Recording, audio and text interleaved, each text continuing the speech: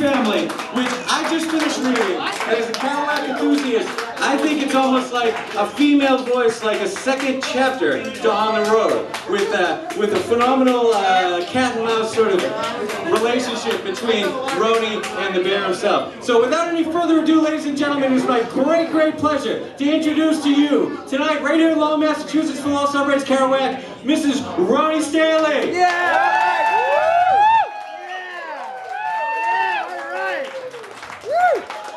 Wow, I love your enthusiasm. All right.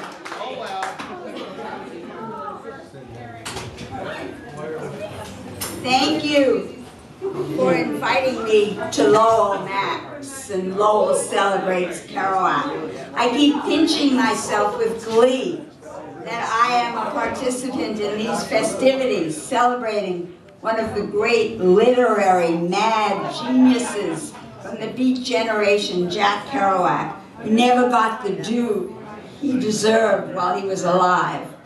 The book I wrote in collaboration with Tom Davis is Owsley and Me, a memoir that focuses on my life in Northern California from 1965 to 1973, when the hippie movement was evolving from the beat culture. It is the duty of all sentient beings to learn from the wisdom of their elders. I will talk about how the beats inspired me. First, collaboration, which was both concept and action for the beats. I know this seems a bit weird because the beats are considered so individualistic and isolated, but in reality, they live together and work together. For example, William Burroughs' work was put together by Jack Kerouac, Allen Ginsberg, Peter Olefsky, and he had written only diaries and letters, never a book. And they put all his works together and made it into a book, and that's what Naked Lunch came from. He even says in the story called Call Me Bill by Barry Miles, he says that the act of collaboration was what helped him get over the fear of just having diaries. Also, his words exactly are, the curse of the diary was broken by the act of collaboration. And from History of the Beats by Lyon Jensen, the connecting theme for the Beat generation is the element of collaboration. Poets, musicians, artists, filmmakers, dancers, and thespians all socialized together. For both the Beats and the hippies, the loneliness of alienation was mitigated by the ecstasy of riding the cutting edge of cultural change. The denial of mainstream society led to the formation of an alternative culture. The complacency, the conformity, the commercialism of the times were replaced by creativity, spirituality, ecological consciousness, and a connection to the earth and indigenous people and their ways. As Jack Kerouac wrote in On the Road, the earth is an Indian thing. Both the Beats and the hippies were outlaws and challenged authority in their music, their festivals, their sexual mores, their politics, and their often out of control alcohol and drug use. But for the hippies, more than the Beats, LSD was their drug of choice.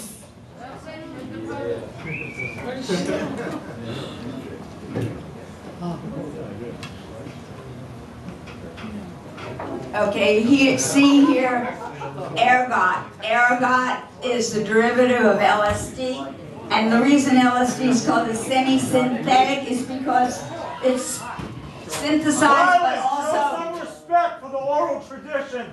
Let this woman speak. Also comes from ryebrip, a fungus growing on rye. So ergots were known for years And it was oops, I don't know. Can I move this microphone a little bit? Okay, thank you. It was, a little more? Thank you. It was discovered in 1918 by Stoll, who used ergot derivatives to control postpartum bleeding and migraine headaches. You see here the lab where Albert Hofmann, who was the discoverer of LSD, worked. Now, if you look closely, you'll see that little beaker in the middle is full of mushrooms. The birthplace of LSD, Sandoz Labs, and Albert Hofmann worked with ergot derivatives looking for their medicinal benefits. He discovered LSD in 1938 but didn't realize its potential, and it sat on the shelf for 5 years until inadvertently he dosed himself. And he had a minor psychedelic experience, but it was so exciting that a few days later he took a full dose. He got on a bicycle and he knew that he had experienced transformation. And we celebrate this day called Bicycle Day, April 19th, 1943. And Sandoz sold LSD as Delicid from 1947 to 1966 when it became illegal. And it was one of their biggest sellers. It gave Sandoz a lot of revenue. Here's Sir Albert with the molecule. And this is a portrait of Albert Hofmann by the visionary artist Alex Gray, who purposely takes hallucinogens to make art. The reason LSD is called LSD 25 is because it was the 25th ergot alkaloid that Hofmann synthesized. This is a slide of the chemical configuration.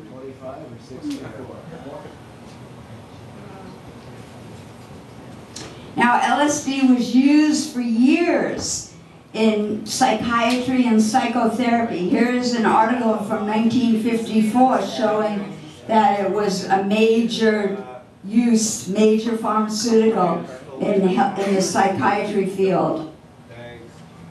It was also used to control alcoholism. Can you read the slide? You can see that there were several experiments done on alcoholics, and Humphrey Osmond was a major researcher, a psychiatrist from Canada, who worked with alcoholics and had a lot of success with alcoholics. In the 50s, Humphrey Osmond and Abraham Hoffer took 60 very recalcitrant alcoholics who had tried everything, AA, psychotherapy, and nothing worked. And they gave them one large dose of LSD, and 50% of them never returned to drinking.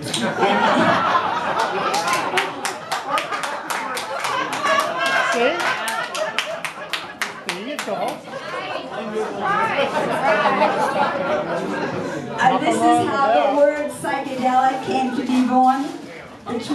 Correspondence between Aldous Huxley, who you all know, who wrote Brave New World, and Humphrey Osmond. Huxley wrote, "To make this trivial world sublime, take half a gram of phenertime." And Humphrey Osmond wrote back, "To fathom hell or soar angelic, just take a pinch of psychedelic." Bill Wilson, founder of AA, was perhaps one of the strongest advocates of LSD and was able to quit dangerous addictions, such as alcoholism. His idea was that LSD can achieve one of the 12 most important principles One of the most important principles of the 12-step program, finding a power greater than yourself. And Bill Wilson said he'd been depressed for years and he never knew colors, he never could get the beauty of nature. But when he took LSD, everything was highlighted and heightened, and he really could get over his depression then. LSD was used in psychotherapy. This is a conference that was held in 1959, and I'm going to show you the list of participants, and you'll see that they come from some of the most prestigious universities, many physicians, many psychologists. And these are how many doses of LSD they gave out. You see 1,000, you see 900, 500. These are doctors giving it to their patients who have problems, and these are the types of categories of problems they treated. And they even gave it to a child, and I actually read the report about the child, and the child was completely autistic, never noticed anybody, never made eye contact, and when he had LSD, and it was in a setting that was staged, and he was with a support team and a therapist, he changed. He started noticing people, he made eye contact, he was autistic, had never spoken, he started speaking.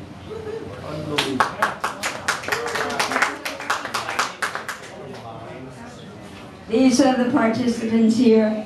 You can see that they're all doctors from Columbia, from Stanford, from England, from the Netherlands. And one of the women on this list, Betty Eisner, is the person who took LSD with Bill Wilson. And she talked about how women were mistreated, and she said that she would give out LSD in her lab, and she was suspended completely. A man would give out LSD, and he would be suspended for 1 week.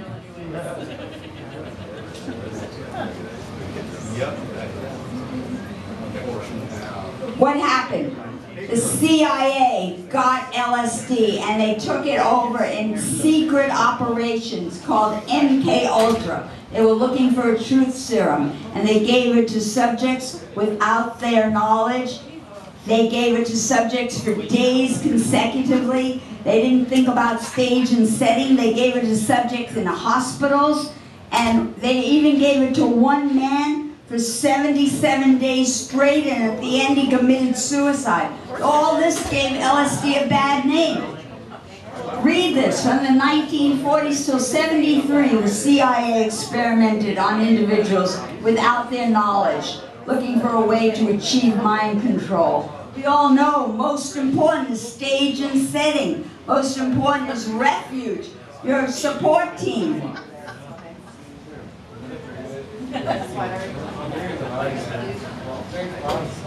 Here, these are some of the men who did it. They were recruited from Nazi Germany. One of them said, "Let's put it in the subway system." The other one said, "It was fun, fun, fun. Where else could a red-blooded American lie, kill, cheat, and steal with the sanction, and cheat and rape with the sanction of the all-highest?" And so LSD got a really bad name, and it's been a very hard road to recovery. Even MAPS, which is an important psychedelic institution that does research, doesn't spend their money on LSD.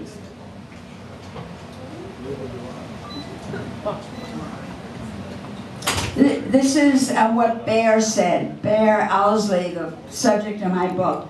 The law against LSD was put into place by Senator Thomas Dodd in 1966. It was mainly to support the black market, money for nothing.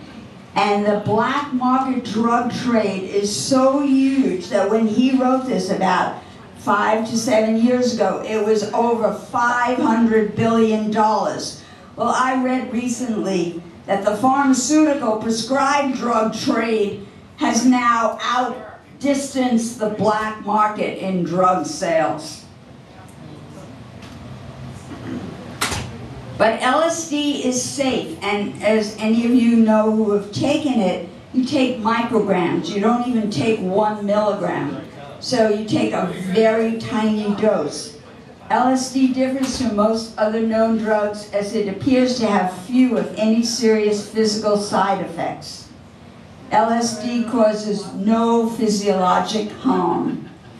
I remember when I first took LSD, there was all this talk about chromosomal damage. It was a lie.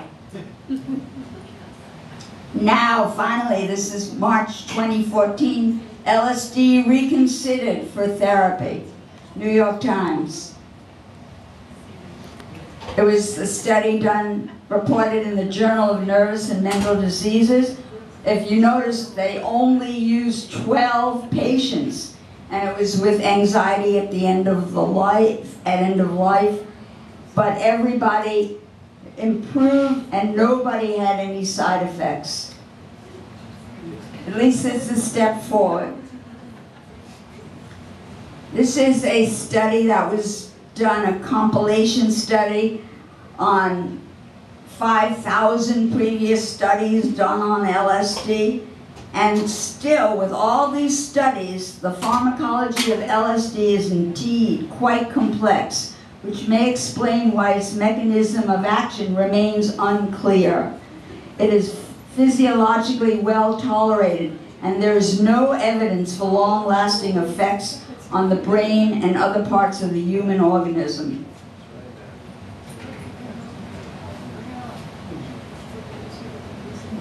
This is a study about addictions using mushrooms, and they found that it helped. It was recently done at Johns Hopkins, 15 smokers, and 13 of the 15 were able to quit smoking using mushrooms, magic mushrooms. And they said that it was one of the most important experiences they ever had in their lives. We know why. Cannabis and LSD share a similar story. Both have an undeserved disapproval due to the government and special interest groups. Cannabis, however, is quickly and excitingly gaining support in the mainstream. We need to get these substances decriminalized and legalized.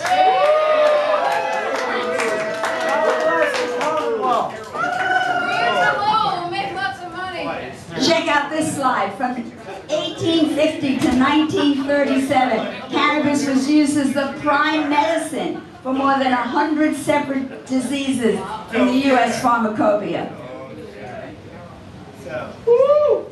These are just some of the benefits from the cannabinoids. And if any of you watch CNN, you saw all those reports on epilepsy and how it helps children with epilepsy, and there's so many other things it helps.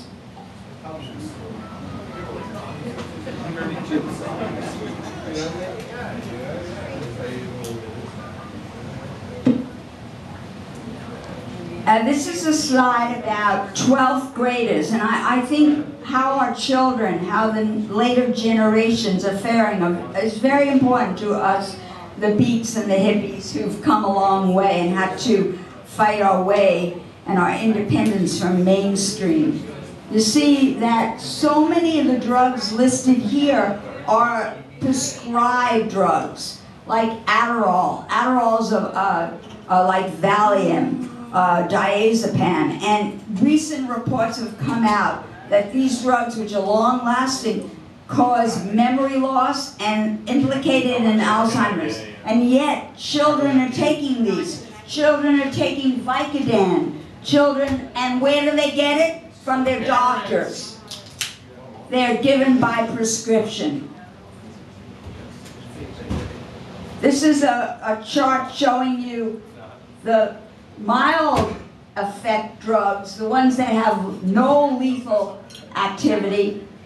Look, marijuana, LSD, psilocybin. Look where heroin is. Look where alcohol is. Look where MDMA and ketamine are. Those are the drugs that are out there. We don't want those drugs. Nicotine. Nicotine, that's there too.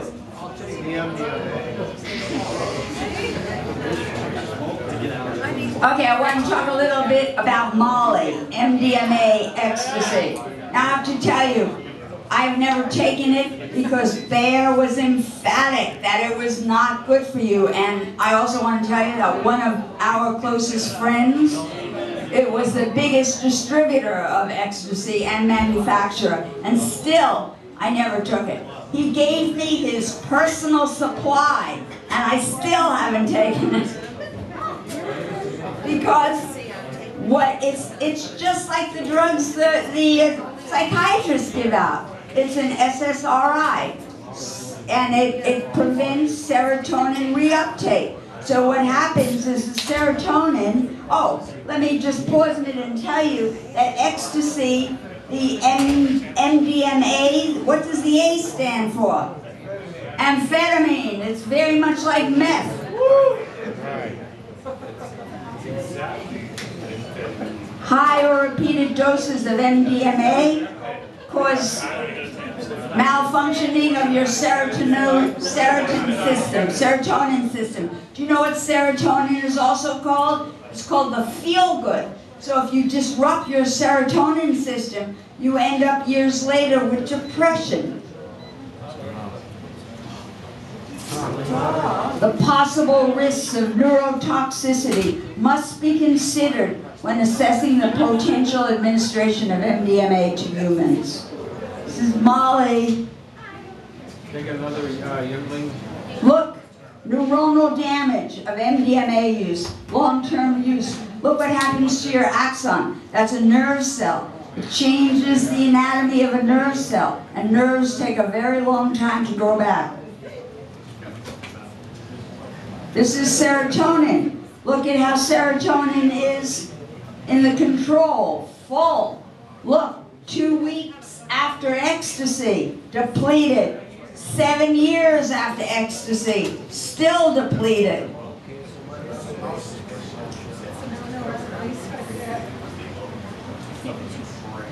Ketamine. This is another one that gets up my gander, because I go to a lot of festivals and there are kids who take these drugs and they got the twitches all the time. Ketamine is a dissociative.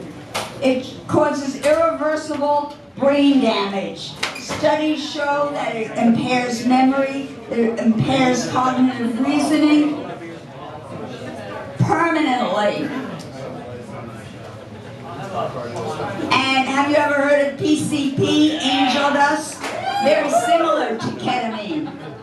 And also chloroform. Do you know when we were making acid, you have to use chloroform as a solvent. And we only work with chloroform under a hood because it's so dangerous. So what are kids taking? They're taking similar analogs. Ketamine's similar to chloroform. So if you have children, watch out. Make sure they don't get into this kind of thing. Because guess what's happening with the big pharma? Johnson & Johnson of baby powder and Band-Aid fame just announced at their board meeting that they are working on a nasal spray of ketamine to be released in 2017 to prevent depression.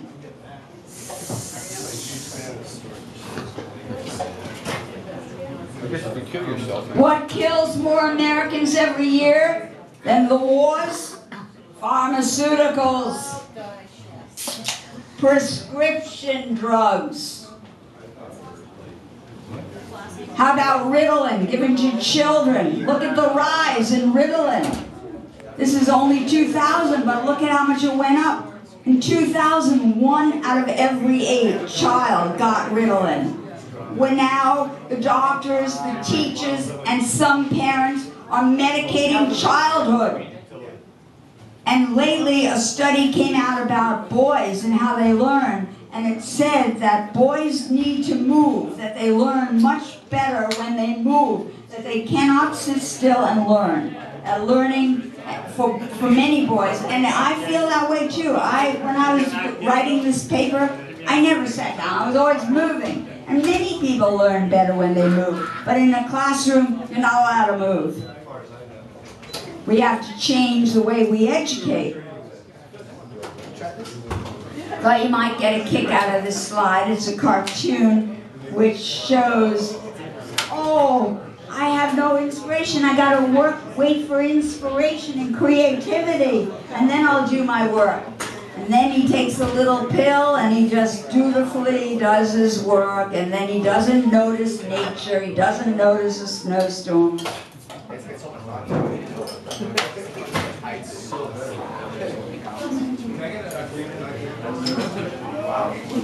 The big problem is that medical research and the research institutions, physicians, and the American Medical Association are all in bed with the big pharma, with the drug companies. When they try to find somebody independent of the drug companies, there was nobody. This was reported by Marsha Engel, who was editor-in-chief of the New England Journal of Medicine. New England Journal of Medicine is a very prestigious medical journal. And Abilify is another drug that's given out too much. And Abilify was never tested on the geriatric or the young population, yet it's used that way. And when the drug company was sued, they decided to pay the fine rather than take it off the market.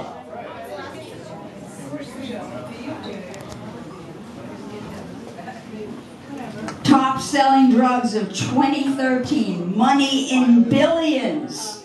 Abilify for depression and psychosis, $6.5 billion in 1 year. A 1901 ad for Bayer Children's cough medicine using heroin. Not much has changed.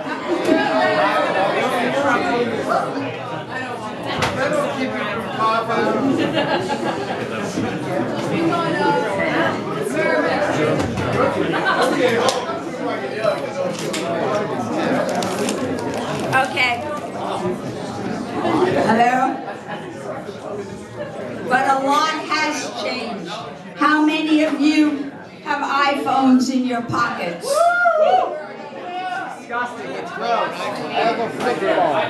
Steve Jobs, creator of the iPhone, said that LSD was one of the 2 or 3 most important things he had done in his life. In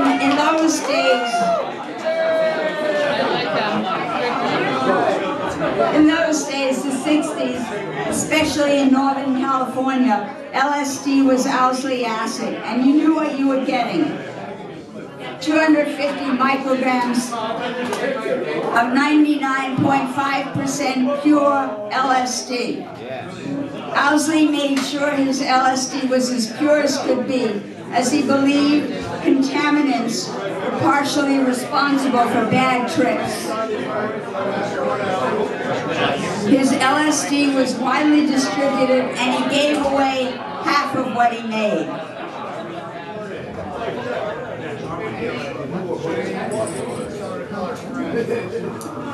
He also distinguished between good and bad drugs.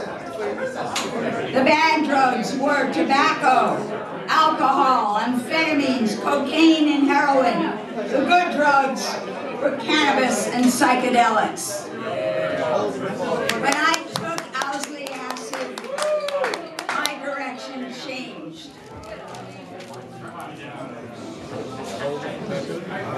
I'd arrived in Northern California from New York in the early 60s to attend college at UC Berkeley. I had a double major, English Lit and Poli-Sci. Politically, I was a radical, having been exposed to Pete Seeger and folk music at summer camp in Beacon, New York. Around the campfire, I sang, There once was a union maid. She never was afraid of the goons and the geeks and the coffee and the finks and the deputy sheriffs who made the raids. No wonder my best friends were red diaper babies whose parents were communists. Instead of the classroom, we hung out at the terrace in Sproul Plaza.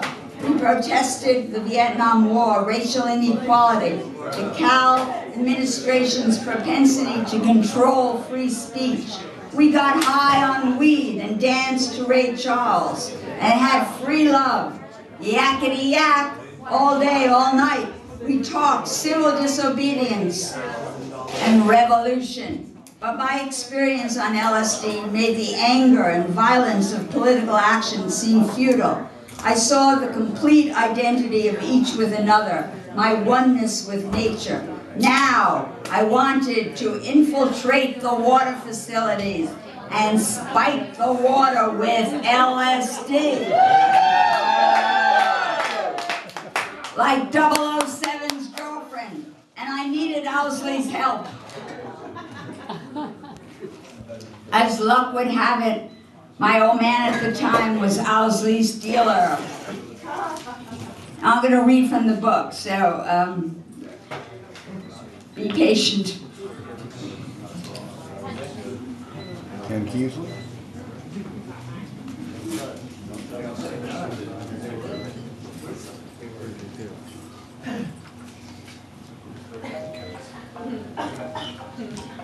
He said, Owsley's bringing over a Sennheiser for me to try, a German microphone. When will he get here, I asked. He'll get here when he gets here, on Owsley time. He arrived several hours later. When Perry opened the door, a man breezed into the apartment like a hippie Dracula. He was small but muscular, with long brown hair and a straight patrician nose. Immediately, I felt chemistry between us. He focused on me. Call me Bear. He flexed his muscles in an exaggerated posture of a comic book character. I'm a bear. I laughed. He smiled and took a small, unmarked brown bottle out of his vest pocket, turned to Perry, and looked him in the eye. Do not expose my name to the world. Do not say Owsley acid. If you do not pay attention, this will be the last LSD you will see from me. The tips of his pinky and ring fingers on his right hand were missing, and hair was growing out of them. What happened to your fingers, I asked.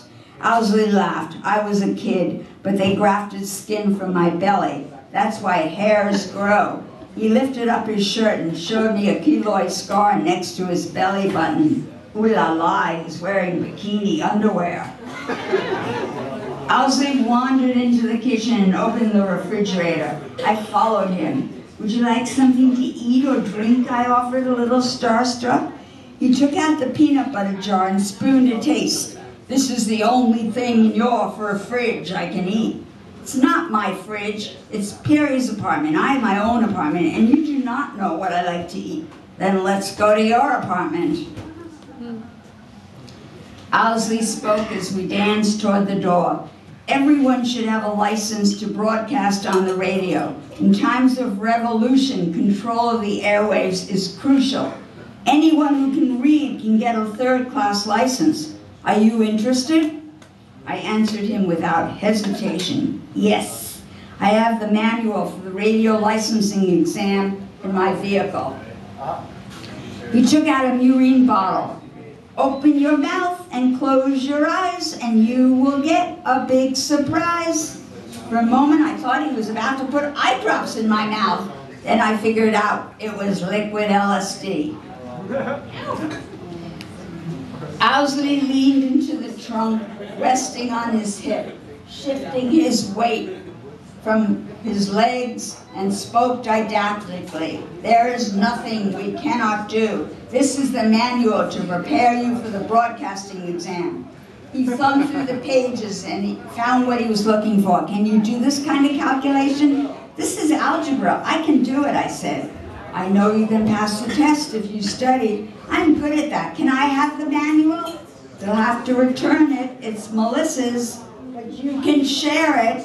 You can take the exam together. Who's Melissa? She is my old lady. My jaw dropped. My mind was racing, peaking on acid. I saw the soul connection between Owsley and me. No one else mattered. A few weeks later, dressed for a costume party in a paisley net dress, I was delighted to run into Owsley outside the Trips Festival at the venerable old Longshoremen's Hall. He looked like a troubadour in his colorful ribbon shirt and tight jeans. A merry prankster in a Dago skeleton suit and painted face danced before Bear and opened his mouth. Owsley took out his murine bottle of pure liquid LSD. Drop, drop, into his mouth. I opened my mouth. Drop, drop. Yum. Inside was a party at the Grateful Dead played. The band finished playing, and Owsley whispered in my ear, "Can I give you a ride home?" He held my hand as we walked down Fillmore Street. The cold air felt good. Suddenly we halted in front of an old, bulbous car that looked like something in an R. Crumb cartoon. Bear extended his hand like an MC introducing a boxing event. "Rhoney, I present you to the Dread Dormammu, a 1940 Studebaker, the most reliable automobile ever produced in the United States." I cared nothing about cars. This one was red and smelled of gas and oil. The passenger door didn't open from the outside. I felt like a child as I climbed up onto the huge overstuffed front seat. "So, Dread Mahu?" "Dormammu," he enunciated, "the dreaded Dormammu, the evil archenemy of Doctor Strange in the psychic realm, Marvel Comics." I knew less about comic books than I knew about cars. My mother had always forbidden me to read them. "Oh," I said, "I thought you might have a Maserati." He drove fast, and before I knew it, it parked in front of my plain one-story building and turned off the car. As I shifted on the seat, I discovered I had been sitting on some sort of machine the size of a Cracker Jack box with a black leather casing. That's part of the Grateful Dead's new approach to sound. It's a condenser microphone. I'm making live recordings with state-of-the-art sound system that captures a transformative moment of expression and creation with the audience who are also high on my LSD. He caught himself becoming overexcited like Dr. Frankenstein, sending up the kites, and paused. "Are you ready to show me your apartment?" With a flourish, I ushered him inside. His passion made me passionate. After we made love, we sat naked in the bed and talked for hours. "May I ask you a personal question?" he said. "Yes," I replied. "Do you use amphetamines?" "No." "Heroin?" "No." I traced his beautiful lips with my tongue. He put a drop under his tongue and licked me. Owsley wanted more loving. By morning, we could read each other's minds. "I want you in my family. Your apartment would be perfect for pressing LSD into tabs. I'll teach you the whole process if you come aboard." "Yes." "Do you wish to think about it?" "No." I was falling in love. When he got ready to leave, he took a wad of $100 bills out of his vest pocket and gave them to me. "Keep your apartment. We'll tab the LSD here."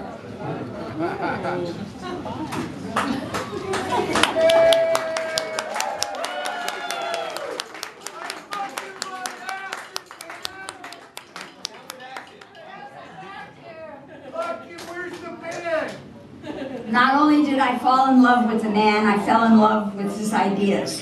He believed that the gestalt of pure LSD, the music of the Grateful Dead, and feedback between the audience and the musicians was the alchemical configuration that could transmute lead into gold. He made the decision to use his profits from LSD to support the Grateful Dead and provide them with the best sound equipment he could buy or build. He often said,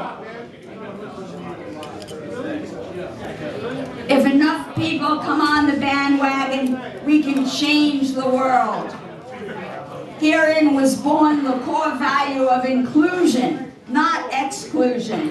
And the Grateful Dead were famous for this, allowing free taping of all their shows, traveling with a chef in almost a complete kitchen, feeding band, crew, guests, family, and children, providing nannies and activities backstage for the children. And all this increased as they became more and more popular.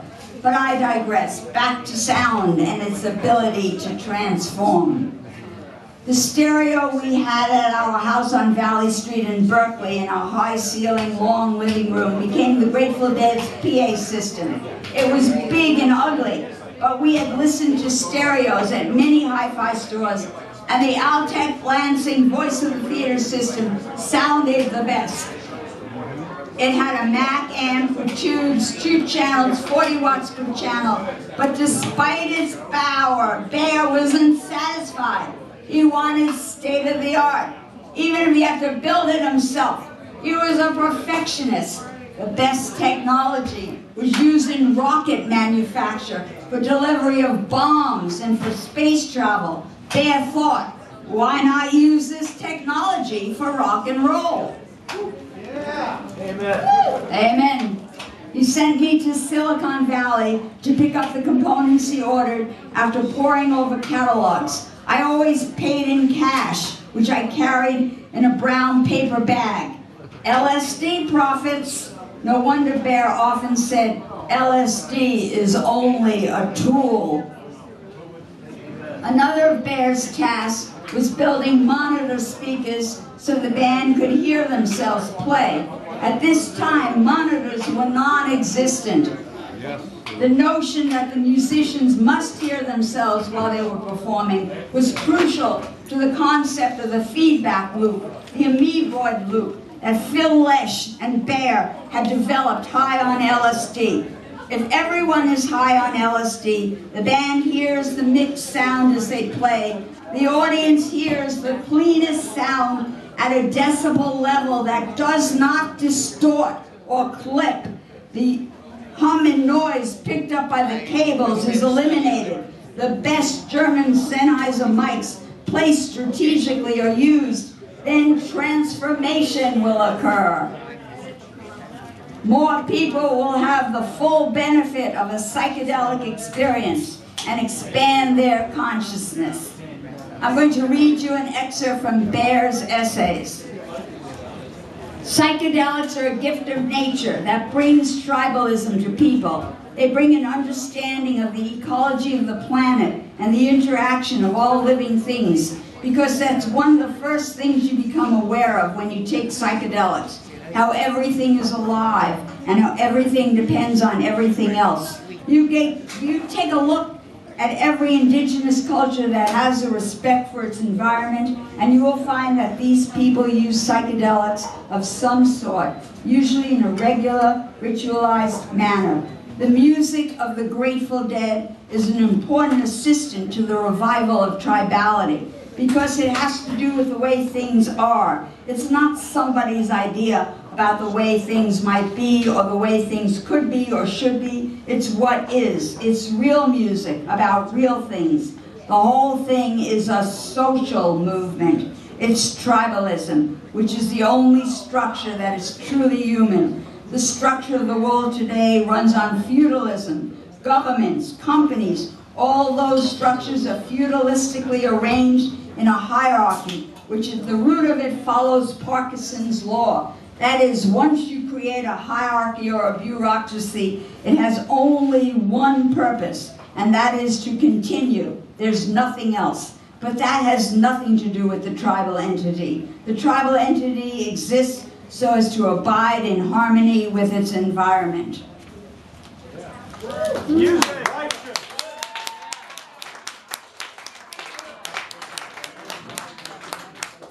Right, thank you. Bear also recognized the importance of recording everything the Grateful Dead played, even rehearsals, and insisted that the band listen to these tapes as an aid to help him in identifying his weaknesses and technique. This stimulated his desire to perfect the art of live recording. He envisioned the recording to recreate the feeling and richness of actually being at a show. In 1968, when the Grateful Dead, the Jefferson Airplane, and Quicksilver managed the Carousel Ballroom, Bear built a workshop where he replaced capacitors and resistors, cables and connectors.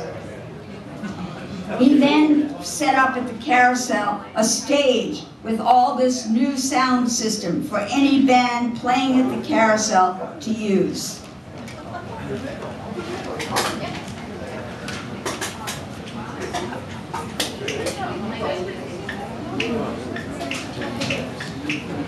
I'm going to read from the book again.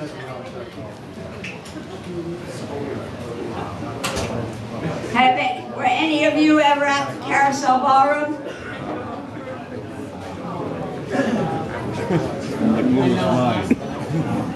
I wandered around the Carousel Ballroom with nothing to do.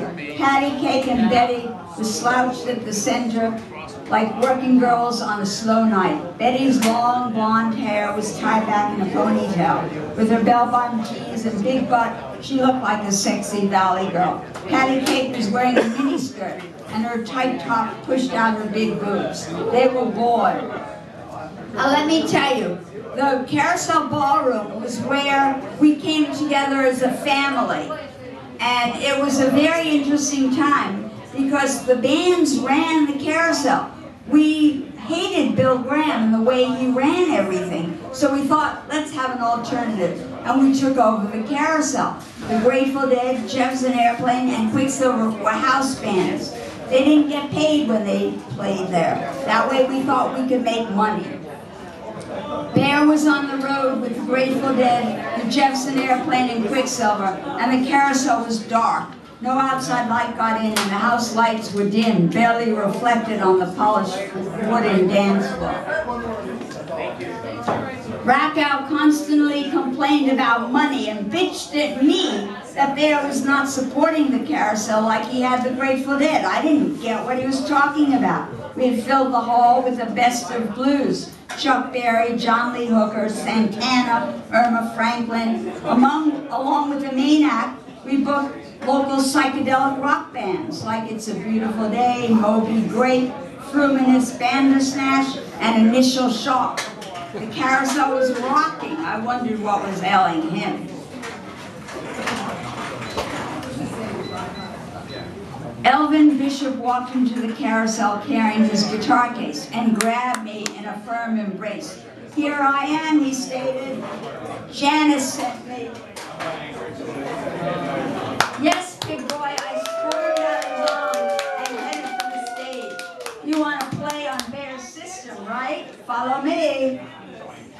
Bear had set up the system, so all I had to do was turn on the power. I gave Elvin a cable and plugged the other end into an amplifier. He played Chicago blues with a sentimental Oklahoma twang.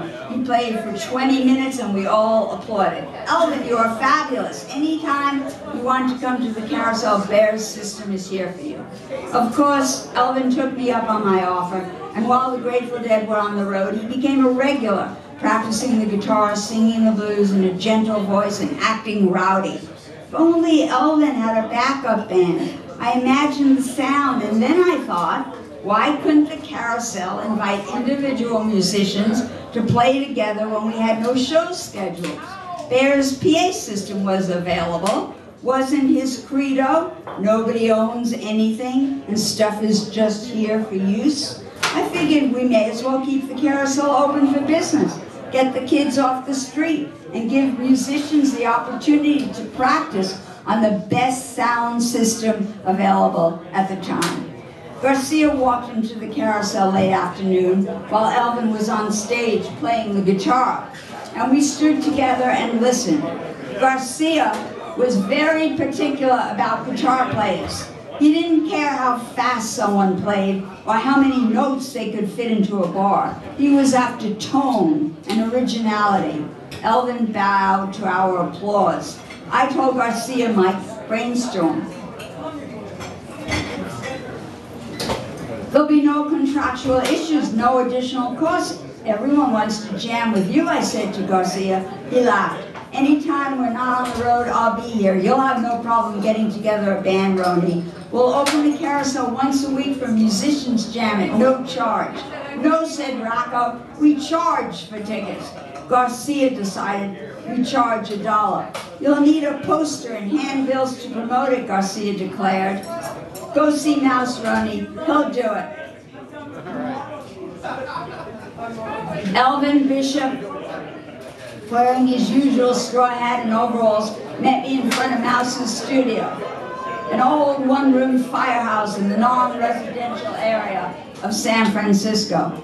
You look like a farmer, I said. He grinned at me and pulled out a polka-dotted bow tie and clipped it on. Now you look like a goofball farmer.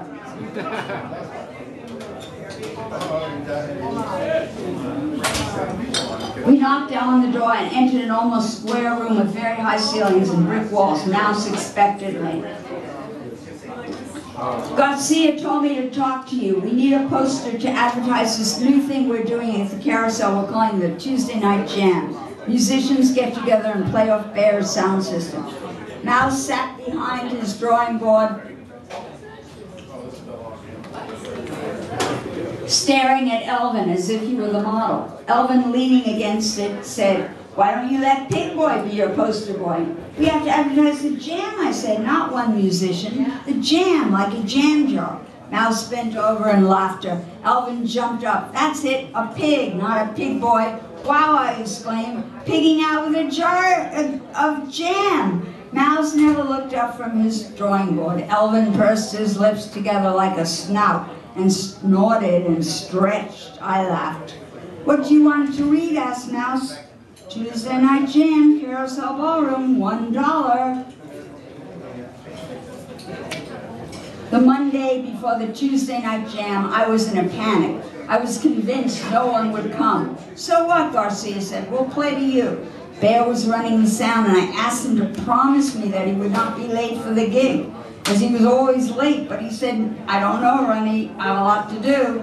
The stage was set up, the PA on, all the musicians had to do was plug in, but I wanted to record the show, and for that I needed Bear. Tuesday, May 21st, 1968, standing on the side of the stage, looking out at an almost full house, I felt proud. Garcia said, "Come on stage and introduce us." I stumbled into the light and grabbed Garcia to steady myself. I was afraid to open my mouth. "The Tuesday Night Jam," I began. There was so much audience noise that nothing else could be heard. I danced to the back of the stage as the jam band roared to life. Victory! Yes.